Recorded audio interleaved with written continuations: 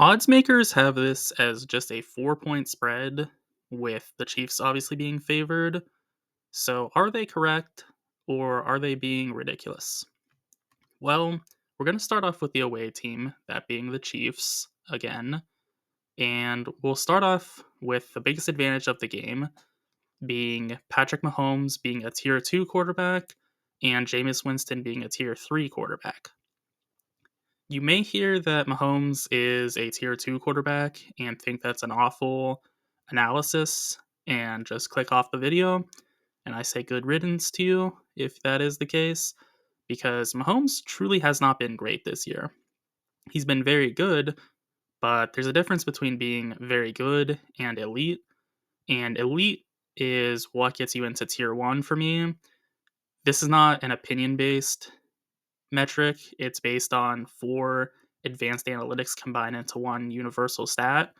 So Mahomes is only a tier 2 quarterback, which is still top 10, but again, it's a bit different from being the super elite top 5 or top 3 that some other quarterbacks like Joe Burrow this year will get into. Winston, tier 3, is kind of about average. There's 7 tiers. So tier 3 is not spectacular, but he's playing pretty well. Much better than Watson was. The next advantage for the Chiefs is that they have a poor offensive line for Cleveland in pass protection against a solid Kansas City pass rush. So that's going to be advantageous for the Chiefs, is that even though it's not the greatest pass rush, it's really solid, and that is a lot better than being below average, which is what the Browns have.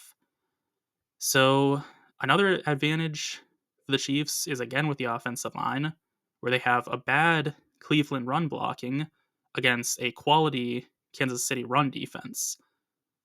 It is, again, more of the discrepancy here is on the Browns than it is with the Chiefs, because the Chiefs are not spectacular as a run defense, but they're good. And the Browns, on the other hand, are really poor in their run blocking. So that's where the disconnect lies. Additionally, this may seem like I'm giving double credit for it, and I partially am, but this is a singular matchup. Before it was general, we have Chris Jones being much better because he's a stud than the poor to middling Cleveland interior offensive line. The Browns just do not have a good offensive line this year, and that's really going to be difficult when Chris Jones comes a knocking, because he's as good as it gets in the interior. He might be the second best interior this year, or maybe even the third best, because Cam Hayward and Sexy Dexy Dexter Lawrence are just phenomenal this season. But at worst, we're talking Jones is the third best interior player. So that's a pretty good floor to have. Next, we have, this is going to sound weird, but a lacking Michael Dana against a terrible Jermaine Ifedi. Again, that's advantageous because Dana is not going to be elite on his own, but compared to Ifedi, he's going to look like a premier talent.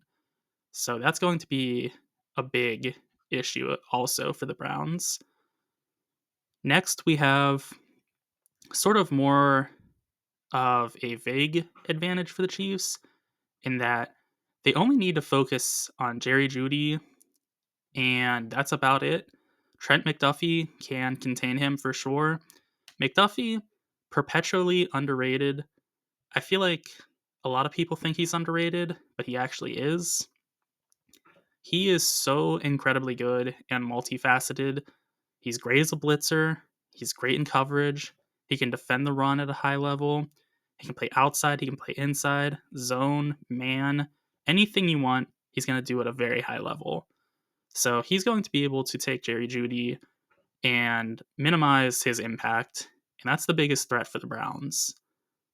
Next, we have a good nickelback in Chamari Connor against a poor wide receiver in Elijah Moore or a meh tight end in David Njoku. So that's again going to be in favor of the Chiefs. It's under their advantages. I think that kind of stands to reason. Um, that's going to be problematic for the Browns. Is their secondary option is also not really going to be having too much of an advantage. So this is really going to look like a defensive game. The Browns don't have a great offense in a vacuum, and you add on the Chiefs having a good defense. So that is really problematic then. This last one is very odd as well, but you have a bad wide receiver in Xavier Worthy, who I called out. I said I don't love him as a prospect. He's super fast, but that's the main thing he has going for him.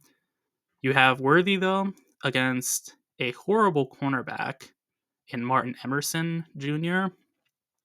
Emerson Jr. has been good in the past, but not this year. And Worthy, he's not really produced either, but he's much better than what Emerson is.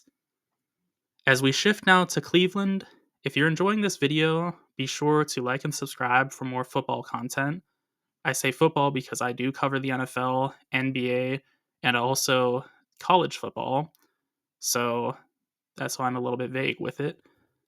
Getting back to the video though, the Browns, they have an advantage against the Chiefs' offensive line in that Kansas City has a good pass protection, but they're going against a great pass rush in Cleveland.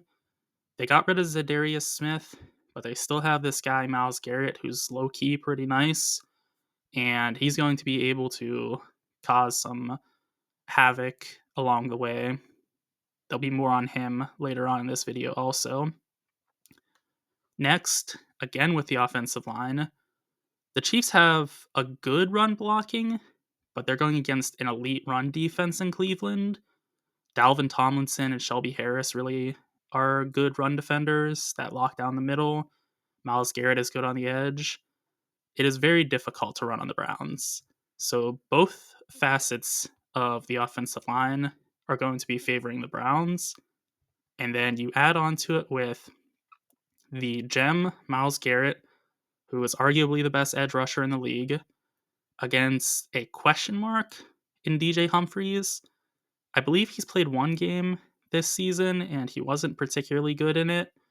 So that is something to monitor.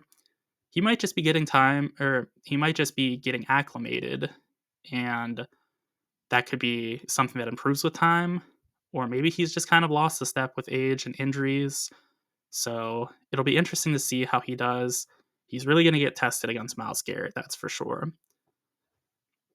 Next, and this is similar to what the Chiefs have in their favor, the Browns really only have to watch DeAndre Hopkins, Travis Kelce, and then defend against the run game. So they have to watch three things, which is more than what the Chiefs have to watch, because the Chiefs only have to watch one or maybe two things. But three things, two of which being receiving options, is not a whole lot.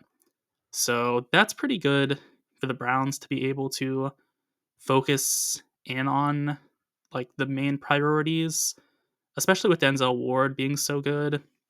He can take out DeAndre Hopkins by himself. Maybe not take him out, but, put him in a lesser situation. The final advantage, this one is very quick. The Browns have home field advantage. So, as I mentioned before, the Chiefs are favored by 4 points, which seems a lot lower than it should be considering they have one loss and the Browns have a losing record. But is that correct? I think it is and it isn't. I think they should be favored by that much, but probably a little bit more as well. I wouldn't give them the full touchdown because it is in Cleveland and there's enough advantages for Cleveland that make it a competitive matchup. But I think they should be favored for sure. And that's where I'm going to pick. I don't have an against the spread selection in this game. because I think it's about where it should be. But I think just straight up, I think the Chiefs are going to win.